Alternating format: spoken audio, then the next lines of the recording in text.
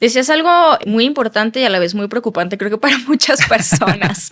El SAT puede embargarme, puede revisar mis cuentas, por qué razones lo hace, cómo evitarlo. Te voy a platicar una historia y con esto voy a abrir un poquito el panorama para que nuestras personas que nos están escuchando se den cuenta de hasta dónde puede llegar las repercusiones. El año pasado llegó con nosotros una persona que me dijo, oye César, fíjate que el SAT me acaba de notificar una orden de ejecución y estuvo revisando mis bienes. La verdad estoy muy asustado porque no sé qué es lo que pretende y el simple nombre de orden de ejecución me da miedo. Sí, a mí revisamos, bueno, por supuesto que da miedo. Revisamos y era una persona que le iban a iniciar un proceso de embargo por parte de la autoridad fiscal. ¿Y qué era lo que hacía la autoridad fiscal? Iba a embargar los bienes, las cosas de su mamá, ni siquiera del de su mamá. Digo, eso ya tiene un poco de tintes más de defensa fiscal, pero iba a embargar cosas que se encontraban en su domicilio fiscal con la finalidad de garantizar, primero, el pago de una multa y segundo, el pago de impuestos. Entonces, haz de cuenta que a nosotros nos dieron al paciente de abajo para arriba. Entonces, tuvimos que comenzar a irnos poquito atrás, qué es lo que había pasado. Entonces, en resumen, esta persona en 2018 no había hecho sus declaraciones, todo lo que fue 2018. Y la autoridad le mandó a notificar en 2019, le dijo, ¿sabes qué? No me has pagado los impuestos de 2018 de tal a tal fecha. Y por cada obligación es tanto de importe. Al final eran aproximadamente 200,000 pesos de multa que le había fincado la autoridad fiscal, independientemente de lo que tenía que pagar de impuestos. Eso te iba a preguntar, ¿no? O sea, se paga el impuesto más la multa. O la multa más los impuestos. Así no es uno u otro. No es uno u otro, no. Son los dos. Y además, si tienes impuesto a pagar, porque puedes no tener impuesto a pagar, y ahorita te voy a explicar esa parte, puedes no tener impuesto a pagar. Esta persona, si tenía impuesto a pagar, además tiene que pagar algo que se llaman accesorios, que son actualizaciones y recargos. Entonces, si esta persona tenía que pagar 30,000 pesos, pues al final, cuando presente su declaración, iba a pagar 35,000 pesos. ¿Qué era lo que ocurrió? Que esta persona ni siquiera tenía que pagar impuestos, simplemente era enviar sus declaraciones con la información correcta, pero que al final el cálculo le mostraba 0 de impuestos. O sea, entonces, no tuvo que haber pagado nada y le estaban cobrando 200,000. Así es, le estaban cobrando 200,000 porque hacía pues la sumatoria de todas las obligaciones que le habían listado. Tú me debiste haber pagado IVA, ISR, declaración informativa de todos estos meses. Entonces, si cada obligación te cuesta tanto, al final la suma de todas las obligaciones eran como 200,000. ¿Cómo fue que se dio cuenta? Porque ya no pudo facturar. Era una persona que además tenía sueldos y salarios, era trabajador y tenía un pequeño negocio. Entonces se dio cuenta porque alguien le pidió factura y se dio cuenta que no pudo facturar. Entonces fue al SAT y le dijeron, no se preocupe, usted solamente tiene que pagar una pequeña multa de 20,000 pesos. Primero una pequeña multa de 20,000 pesos para que pueda volver a facturar. Y dije, bueno, pues no hay problema, yo pago mis 20,000 pesos. Lo que pasa es que esta persona ya le habían fincado en un procedimiento del artículo 17H del Código Fiscal de la Federación, que era la suspensión provisional de los sellos digitales, con lo cual uno puede facturar.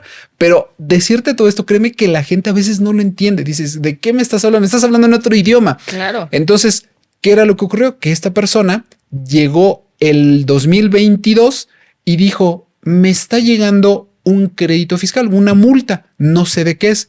Cuando revisamos, era la multa que no había pagado y me dijo, oiga, pero es que yo sí pagué una multa de 20,000 pesos. Le dije, no, tú pagaste un procedimiento para que pudieras volver a facturar, pero no has pagado ni los impuestos ni la multa. Eso te lo platico porque nos los dijo ya al último. Y me dice, ¿y entonces qué hago? Bueno, lo primero que tienes que hacer es pagar la multa. Lo segundo que tienes que hacer es de hacer todas las declaraciones, porque si no pagas la multa te van a embargar todos tus bienes. Entonces, lo que hicimos con esta persona fue revisar su situación fiscal, le presentamos las declaraciones, le dijimos qué era lo que tenía que hacer para que no le embargaran sus bienes. Entonces, fíjate como algo tan sencillo, algo que me toma 10 minutos, 5 minutos, declarar algo en ceros, le generó un problema tan grande. Digo, su mamá ya estaba muy preocupada, él estaba muy preocupado, no tenía por supuesto el recurso y pues ahí es donde vienen las complicaciones de que ya ves a la gente muy preocupada, que está llorando, que te está rogando, oiga, por favor, deme incluso crédito, yo le pago en cuanto pueda, pero sácame de este problema. Entonces, créeme que esa parte ya es más difícil tratarla porque comienzas a involucrar ya a las emociones de las personas. Entonces, ¿se puede ir a la cárcel? Sí, porque el mismo Código Fiscal de la Federación lo establece, que cuando tú cometes un delito de defraudación fiscal, ya sea normal o equiparada, puede tener sanciones, ya lo platicé hace ratito, desde 3 meses hasta 9 años de prisión. Pero te hablo que esto es un proceso que va largo. Es como las enfermedades, o sea, tú no te mueres de repente de la nada, bueno, a menos de que sea un derrame cerebral o un ataque al corazón, pero cuando es algo muy marcado, como a lo mejor una enfermedad degenerativa, pues no es de la nada que te mueres y ya. No, te va primero con dolores en cierta parte, te sientes cansado, tienes síntomas. Y el chiste ahí es atender esas alertas. Exactamente, tienes que atender esas alertas. La primera alerta es: ¿por qué no tienes presentadas las declaraciones? Segundo, ¿por qué te cancelaron tus sellos digitales con el cual podías facturar? Tercero, la multa. Si ya sabías que había una multa tan grande, ¿por qué pagaste una tan chiquita solo porque dijeron que ya con eso podías facturar? Cuarto, ¿por qué te esperaste todavía 4 meses en decirnos que tenías a la vista una multa de 200,000 pesos? Tercero, que ya tienes tus bienes prácticamente a puerta de que te embarguen. Y de ahí se van siguiendo más y más procedimientos hasta que al final del día la autoridad, o en este caso el SAT, dice: no, a ver, esta persona está cometiendo un delito de defraudación fiscal y por lo tanto vamos a perseguir este delito de esta forma. Pero para eso te hablo que ya es un proceso de 5 o 6 años. Sí se puede llegar, pero son instancias que tardan mucho tiempo.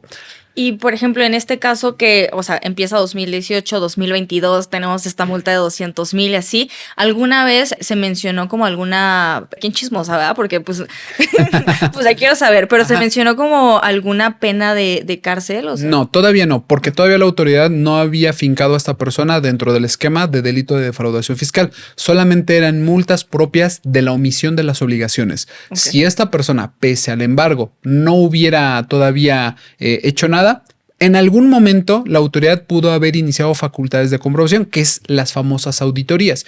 Y si hubiera entrado a las entrañas, hubiera visto que también estaba defraudando de este lado, de este otro. Y entonces ahí es donde dicen: no, a ver, aquí ya es un delito de defraudación fiscal, se va a perseguir bajo este procedimiento y es donde inicia ya un proceso penal, que habrá especialistas, habrá pues más centrados en la materia penal que dirán: no, pues eso no camina, ¿no? Pero desde nuestra experiencia sí hemos visto casos que ya prenden las alertas muy claras. Entonces sí hay que tener cuidado. Sí se puede llegar, ya incluso lo hemos visto en televisión, hemos visto a personalidades que dicen: ya la metieron a la cárcel por no pagar impuestos. Y mira, giraron una orden. Ya giraron una orden de aprehensión para tal persona por defraudación fiscal. Sí se da, pero yo te puedo decir acá entre nos, sin que nadie nos vea, que generalmente ese tipo de noticias es para mantener a todos en orden. Esa es una realidad. Porque no es común que la gente la metan a la cárcel por no pagar impuestos, a menos que ya sea una suma extremadamente grande, ¿no? Arriba de, no sé, millones y millones de pesos. Pero mientras están las multas, están estos procedimientos de embargo que obviamente son muy difíciles de llevar,